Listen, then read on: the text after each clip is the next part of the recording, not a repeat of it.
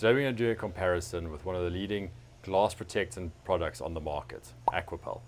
And we're putting this head to head with our GlassTec.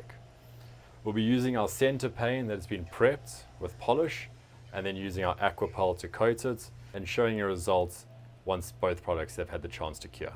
The main difference, and from my experience as a captain who has used Aquapel, is that Aquapel will only give you 4 to 6 months of protection, whereas GlassTec has a clear advantage, giving you a year or more of hydrophobic protection.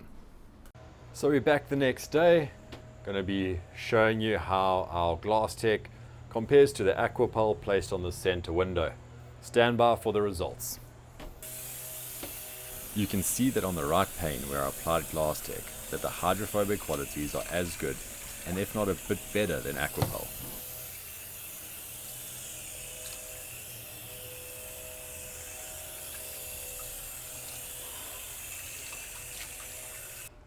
Now that you've seen the results, you're going to need over 30 of these at $7 a piece to achieve the same square foot coverage as this $65 bottle of GlassTec at about $1 a square foot of coverage versus 26 cents a square foot of coverage. Greater protection, greater coverage.